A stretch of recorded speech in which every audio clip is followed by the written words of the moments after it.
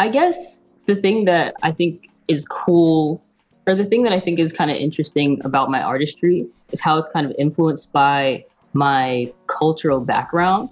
My father was African American, and my mom is Native American. So I kind of have this interesting background that I think really shaped kind of not only who I am, but my sound as well. And as a Native American, we do everything to drums. We pray to drums. We party to drums.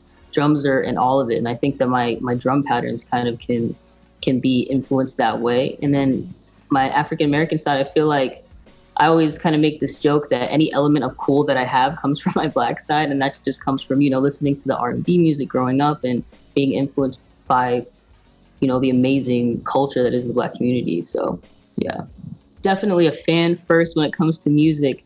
And I do this monthly playlist on Spotify that's available to anybody who wants to see it, where I just kind of curate what I'm listening to. You come across different music in so many ways, and I think that it's a really kind of intimate way for me to share with people what is feeding my inspiration. And the way that it really started for me was I came from a family who loves music. There was always music in the house. I have really fond memories of just growing up hearing a lot of Motown. My family was big on that.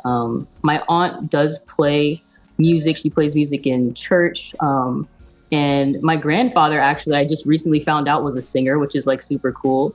But immediately, like in my immediate family, I didn't really see instruments being played or anything like that. It was just something that really kind of came about as I got older, as I, met friends and was introduced to music that way and stuff like that.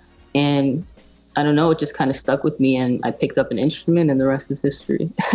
Yeah, so it was actually, I was in college and I didn't really know much about production at the time. I didn't even really think that I wanted to sing, but I just kind of wanted to put songs together and have demos ready so that I could, shop them to people. And what I did was I had this weird, stand that connected to my dresser, and I was standing in my room, and it was like totally not a conducive recording environment. Like, it was not really meant for that, but I made it work somehow. And I really want to talk about, because I don't think anybody really talks about this, the first recording that you do is probably going to be awful. Mine was. It was really, really bad. And it was kind of discouraging because I was like, man, is this like what I sound like? Is this what it's going to be like forever? But obviously, you keep going, and the more practice you have, the better you get and stuff like that. So, I mean, I just want to say to anybody who is passionate about music, who's interested in it all and thinks that they have something, just stay with it, because the first time is probably not going to be cute, and that's okay. It just comes with experience like anything else.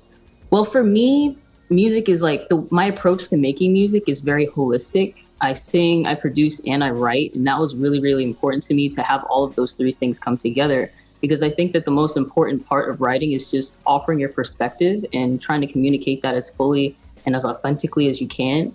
And for me, production allows me to tell the story I'm telling lyrically, sonically. And that's super, super important to me. But yeah, I mean, I just think that trying to tell the story is always where my intention comes from, and trying to get that story as right for me as I can.